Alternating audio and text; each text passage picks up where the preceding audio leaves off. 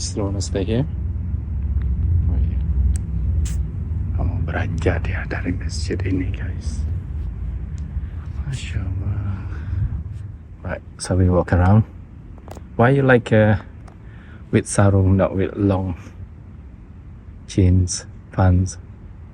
Yang memanfaatkan perbedaan kita, baik yang non-muslim sama muslim atau di agama kepercayaan lainnya atau suku lainnya.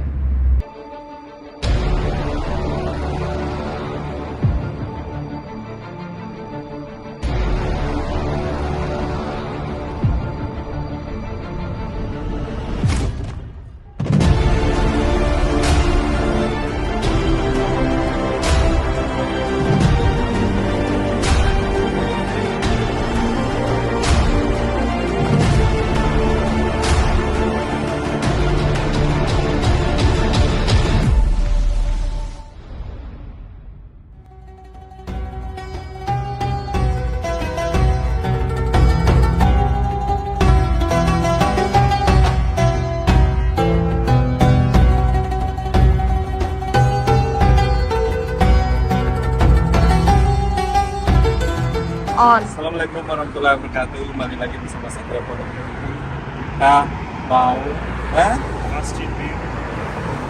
Sholat masjid biru. Mana ini sudah info.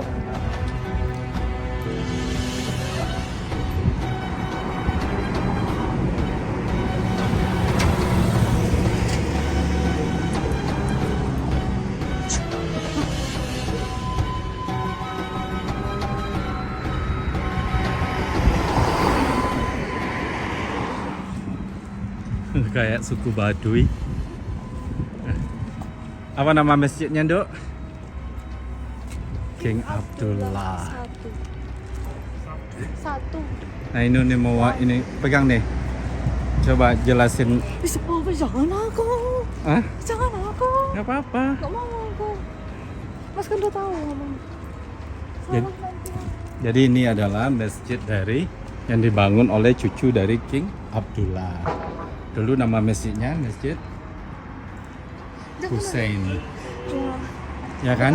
Bukan dibangun sama cucunya sih. Sebenarnya udah ada dari dulu musiknya. Cuma bentuknya nggak kayak gini. Dulu masih kecil bentuknya. Tapi terus direnovasi jadi lebih bagus lagi. Oh, jalan masuknya di sini ya?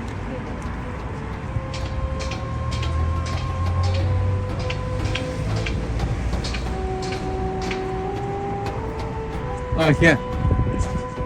Ya.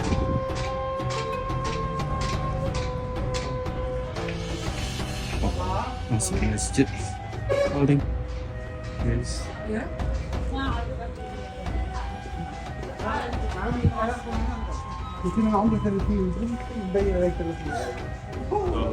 Pray?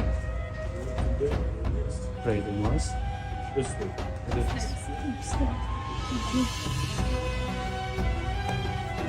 Lah, sama aja keluarnya di sini juga. Oh, mungkin di sini. Sama aja. Same way.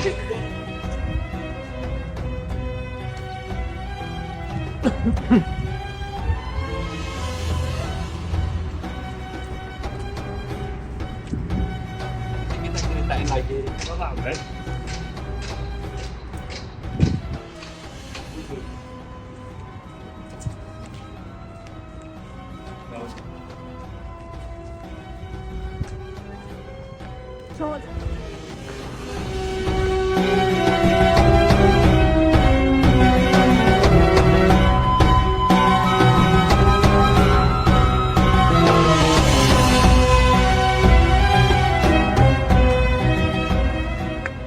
Wow, it's beautiful.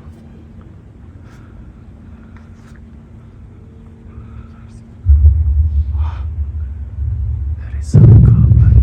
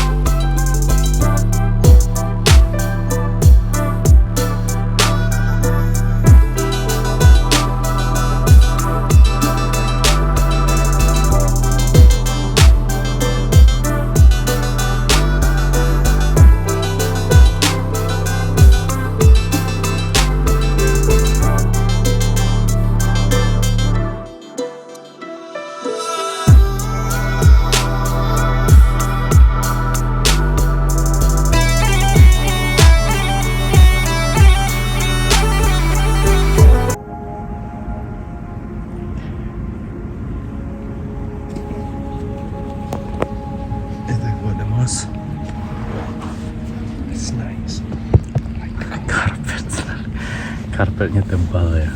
It's quite a thick carpet, isn't it? Now we can see the difference between this Mosen in here than Turkey now, isn't it? Different. Yeah, style, in terms of style. It's very Turkey similar, like, I think. huh? Very similar, I think. No. Big dome ceiling, lights hanging down in a circle. The only difference I think with Turkey is that it's square and they've got pillars.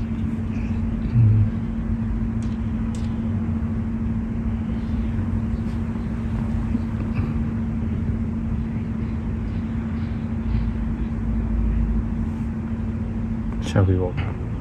How many lights?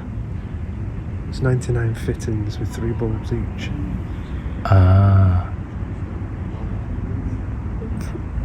So 297 bulbs just on the outside ring. Alright. I think represented 99 berarti Asmaul Husna. Allah named.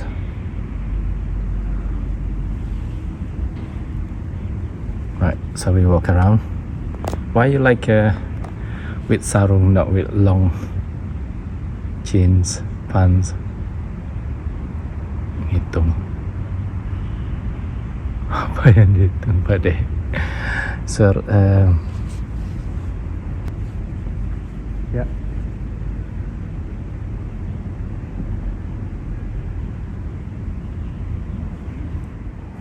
Yusuf, why you like wearing sarung instead of Because- long pants? Because it's comfortable and I get to feel like an Indonesian. Oh, yeah. Everywhere Indonesia. Let's see this.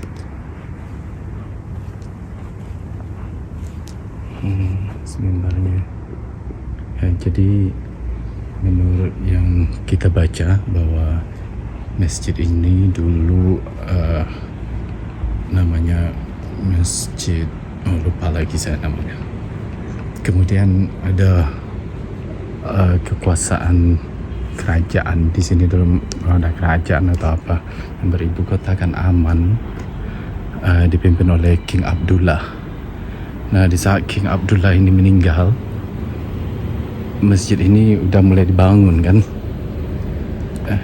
Cucu beliau menyiapkan bangunan ini, menyiapkan maksudnya menyelesaikan masjid ini dan didedikasikan ke King Abdullah. Dikasihlah nama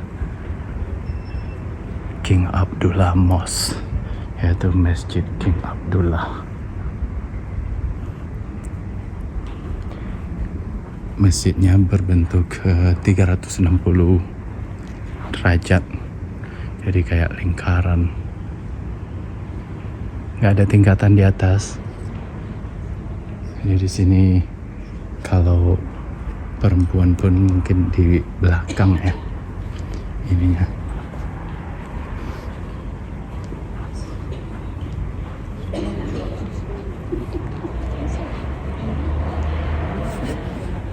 Tapi emang bagi yang suka interior design, ini sangat bisa jadi referensi itu untuk desain interior untuk rumah dia, terutama masjid ya.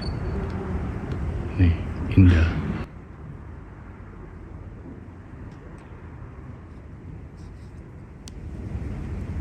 Muhammad Yusuf masih berdoa di sana,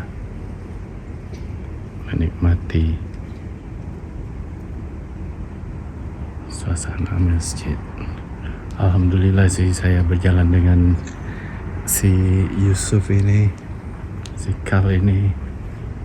Saya berasa ya prioritas kita itu nggak ada yang kita harus ke sini, misalnya harus ke Petra, kita harus ke tempat yang terkenal, itu nggak ada guys.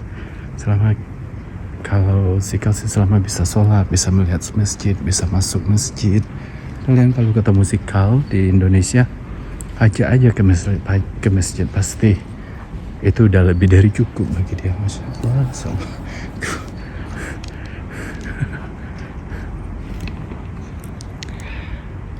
Malu gua guys. Saya malu. Swear.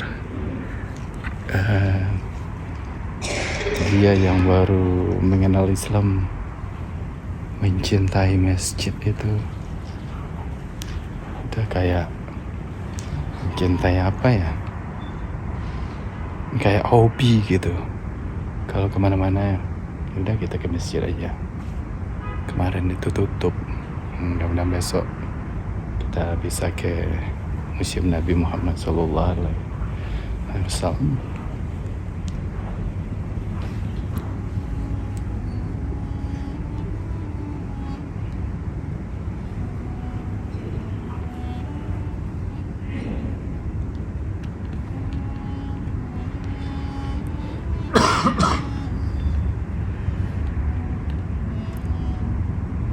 Aman Pak deh.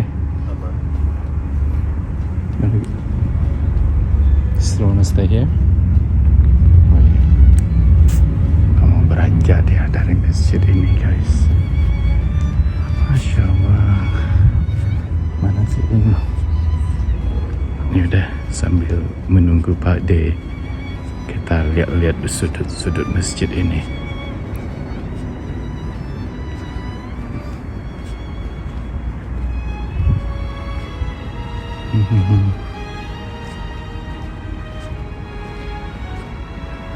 Siapa nih yang satu ini sama si Kal, pecinta masjid?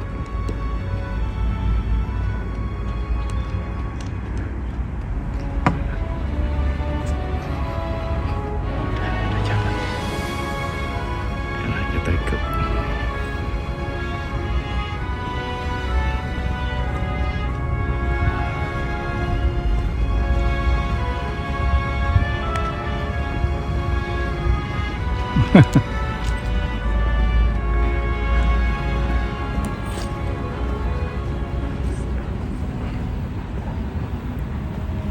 Is Muhammad Yusuf.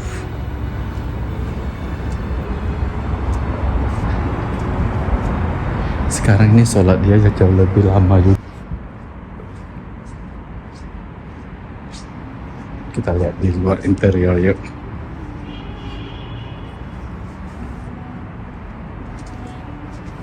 Api. Nah, dari semenjak nyampe di Aman ini, si Yusuf minta kita pergi ke masjid untuk sholat. Alhamdulillah terkabul. Nah, ini di depan dari masjidnya ada gereja. Pas di depan juga, kayak di Istiqlal, mungkin jauh lebih berdekat-dekatan ya.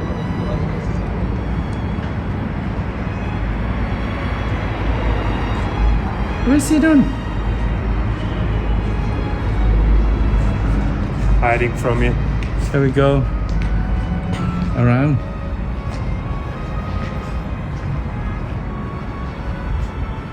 It's beautiful. It's like cycle, isn't it? Square. I mean not square. Circle. A circle ya. Jadi kayak bulat masjidnya. Makanya unik guys.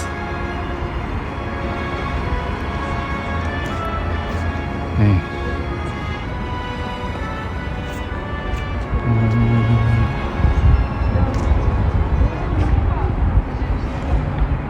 Dominan warna biru. Jadi ada juga orang di sini sebut Masjid Biru.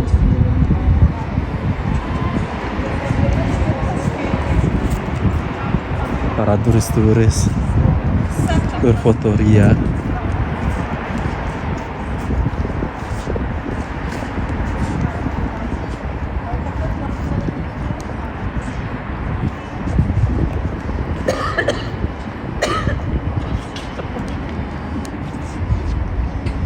What do you think about the mosque?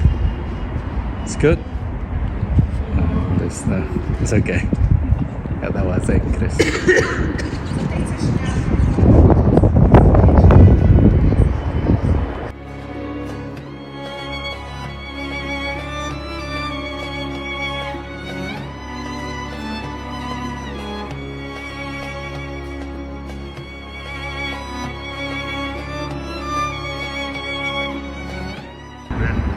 Huh? That was a resounding no. I think Been less interested. I think like Eastern Europe, we don't speak a lot of them know speak English. Tempat wudhunya di bawah.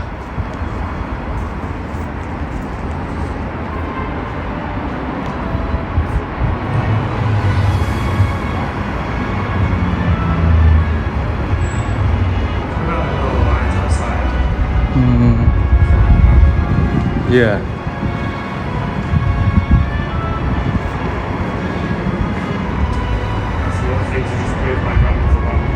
What is that?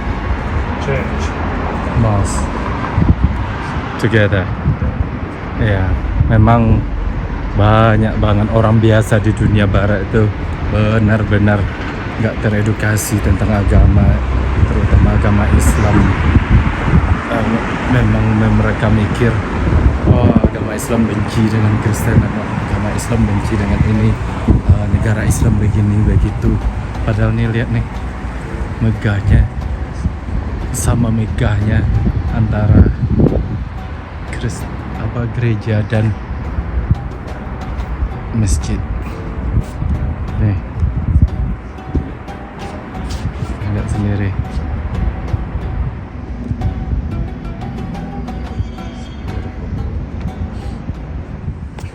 Ya, kita duduk antara dua rumah ibadah Islam dan Kristen. Kembali lagi ya ke manusianya, seberapa teredukasikah kita dengan agama kita dan juga agama orang lain. Saya bersyukur dengan perjalanan saya ke luar ataupun selama di Indonesia, bahwa perbedaan dari segi kemanusiaan itu tidak ada. Sebagai manusia semuanya itu sama, tapi yang lain, yang berbeda antara kita semua adalah keyakinan kita, ajaran agama kita, tapi tujuannya yang pasti kebaikan. Itu aja. Dunia sekarang ini udah mulai gila. Lihat, banyak stereotype anak Islam, orang Islam begini. Kamu lihat di sini, yaitu di Jordan, di Palestina juga. Gak ada yang, untuk apa musuhan itu antara orang Islam pun di ajaran agama kita. Seperti kita umroh, jangankan musuhan sama sesama manusia, musuhan sama binatang aja kita nggak boleh. Bunuh lalat, bunuh apapun binatang kita nggak boleh. Itulah orang-orang tidak teredukasi dengan agama Islam di luar sana. Dan di ajaran Kristen juga begitu. Mudah-mudahan bagi penonton Satria Ponde, baik itu yang Muslim, yang non-Muslim, mari kita sama-sama mengedukasi diri kita. Benar, kita mungkin merasa pintar, udah tahu segala macam, banyak sekali hal-halnya belum kita tahu. Jangan berhenti belajar, jangan berhenti membuka pikiran kita.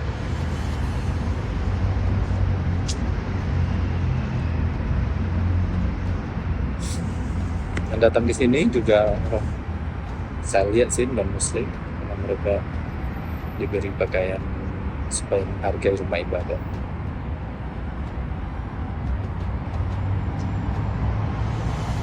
So it's bright. Benar tenang di sini. Dan banyak orang di barat mikir agama adalah salah satu yang bikin perperangan, salah satu yang bikin semua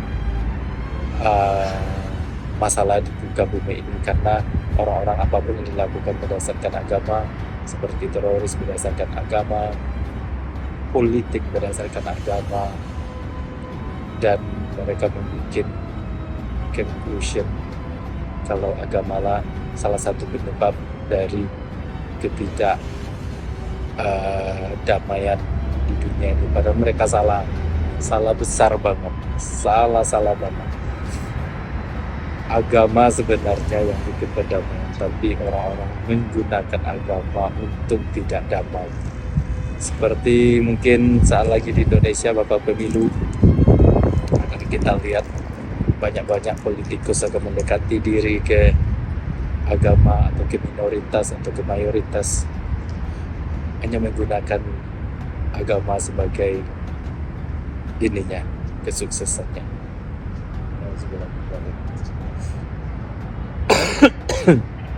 Di Prancis, di Inggris beda lagi. Kalau di Prancis, kalau pas pemilu dicarilah masalah Islam, karena Islam di Prancis adalah minoritas, masih banyak memancing orang mayoritas untuk tidak menyukai Islam. Di situ baru mereka mendukung pemimpin yang tidak menyukai Islam. Ngerti kan maksudnya? Jadi secara otomatis pendukungnya banyak, karena calon pemimpin ini akan tidak menyukai memberi undang-undang kayak di Islam, kayak di Prancis itu gak boleh pakai burka, cadar.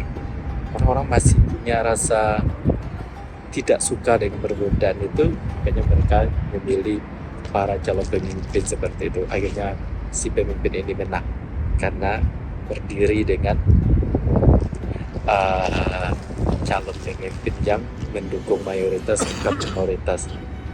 Karena menurut saya, nah itu adalah salah besarnya di dunia ini, menjadikan agama orang itu sebagai bahan untuk kesuksesan mereka. Sayangkan sekali, sebenarnya seharusnya politik, pemimpin memberi edukasi, menetralkan,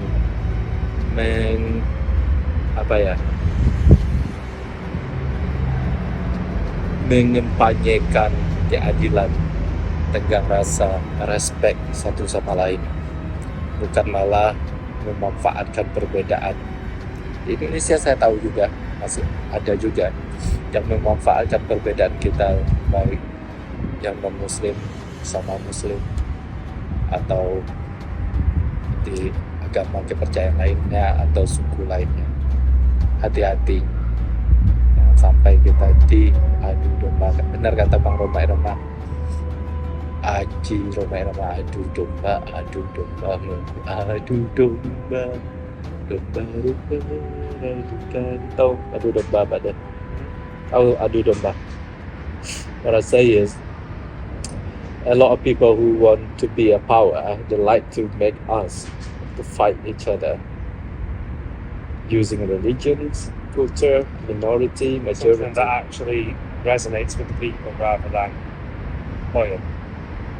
No, I mean in general, every country, they stand with the majority. Therefore, the majority will choose them to be their leader, and then talk about the minority. So make people fight, and then they win. Like in France, what they're saying, don't allow hijab. You know, a lot of people in France, they still don't like that.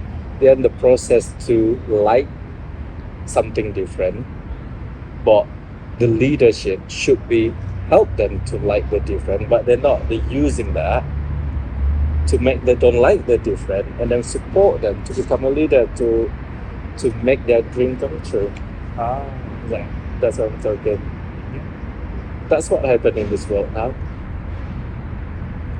Like me, if I want to become a president or become MPs, right?